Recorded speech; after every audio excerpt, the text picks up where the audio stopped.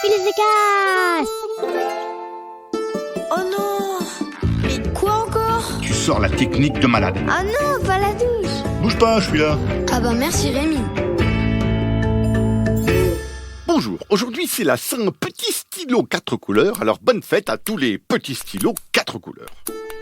Chères poditrices, chers poditeurs, aujourd'hui dans le podcast qui est en train de rentrer dans votre cerveau grâce à vos oreilles, nous allons parler d'un problème épouvantable, un problème super pas bien, un problème qui n'existera plus quand je serai président de la République.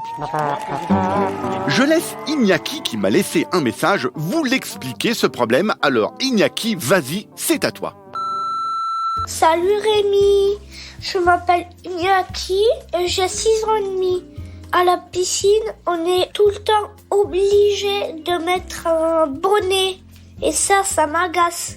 Tu peux me dire comment m'aider? Merci et au revoir.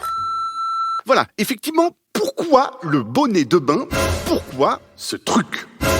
Celle ou celui qui a inventé ce truc doit être en prison à l'heure où je vous parle. Non, sortez-moi de là! Il s'est bien moqué de nous, hein. Tous les bonnets de bain sont trop petits, c'est fait exprès, c'est normal. Il faut tirer dessus comme un malade pour faire entrer une noisette dedans. Alors je vous raconte pas comment on peut essayer de faire entrer une tête d'humain. J'ai jamais vu une matière qui arrache autant les cheveux que ça. C'est fait exprès par l'autre tordu, là, pour arracher les cheveux des humains les uns après les autres. On doit le faire glisser pour bien envelopper sa tête, mais ça ne glisse pas. C'est fait exprès. Comme si on nous disait, tiens, vas-y, écris une poésie, mais avec une pelle. Ou fais un château de sable avec de la mousse à raser. C'est pas possible! Donc, il faut demander à quelqu'un de t'aider, mais ça tire, ça arrache, ça fait mal, c'est horrible. Et au bout de 20 minutes, celui qui t'a aidé, il te dit eh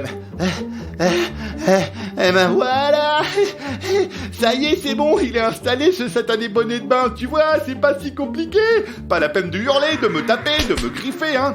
Oh, mais t'as plus d'yeux. Ils sont où tes yeux? Mais ton nez, il a disparu aussi. Ah non, il s'était caché sous ton bonnet, tes yeux, ton nez. Ah, mais c'est pour ça que tu respirais pas bien. Tiens, je l'enlève, on va recommencer. Au bout de 40 minutes, donc, tu as ton bonnet sur la tête, ça te serre horriblement la tête, c'est moche, ça tire, ça écrase les oreilles, on n'entend plus rien, c'est donc nul. Trop nul. Et puis, il faut savoir que petit à petit, ton bonnet, pendant que toi, tu nages, il va commencer à s'échapper vers le haut de ta tête parce qu'il n'a pas envie d'être là. Donc, tu dois sans arrêt passer un doigt entre ton crâne et le bonnet en t'arrachant plein de cheveux pour essayer de tirer le bonnet vers le bas pour pas qu'il se fasse la malle. Mais quoi que tu fasses, à un moment où tu feras pas vraiment attention, ton bonnet, il va remonter, glisser, se barrer et flotter à côté de toi dans l'eau. Donc tu vas le remettre 15 fois et évidemment à la fin de la séance de piscine, là par contre il ne voudra plus partir et tu vas mettre 10 minutes à l'enlever de ta tête en t'arrachant les quelques cheveux qu'il te restent. Comme dans ce podcast je ne raconte que des choses vraies, je peux vous dire que je vérifie toutes mes solutions et qu'elles fonctionnent toutes et que c'est pour ça qu'il n'y a presque plus de problèmes d'enfants parce que j'ai des solutions à tous les problèmes. Ouais.